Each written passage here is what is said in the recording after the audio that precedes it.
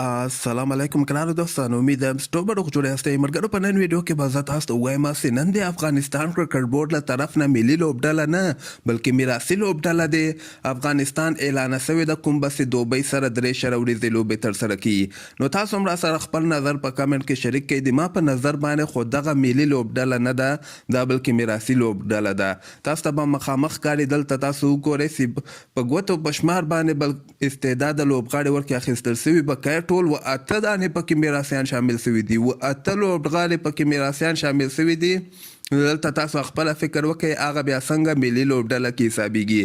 دغه لوبغاړي به تاسو ته ښکاري: رحمان الله ګربز، حضرت الله زازی، ابراهیم زدران، احمد شاه، نجیب زدران، افسر زازی، عظمت الله عمرزی، ګلبدین نایب، کریم جنت، شرف الدین اشرف، نوین الحق، مجیب زدران، نجات مسعود، فرید ملک، ظهیر خان پکتین، نور احمد او همدغسې فضل حق فاروقي. نو دلته تاسو خپله فکر وکئ: حضرت الله زازی 1، افسر زازی 2، ګلبدین نایب 3، شرف الدین اشرف 4، نجات مسعود 5، فرید ملک 6، ظهیر خان پکتین 9. نو 9 کسان چې پکې میراثیان نو تاسو بیا څنګه هغه لوبډلې نه داسې تمه ساتئ چې دا به تاته په ورلډ کپ کې اسټرالیا نه لوبه وګټي یا به انګلینډ نه لوبه وګټي. نو زه فکر نه کوم د افغانستان کرکټ به د ښه په طرف باندې روان ده. د افغانستان کرکټ د بربادۍ په طرف باندې روان ده.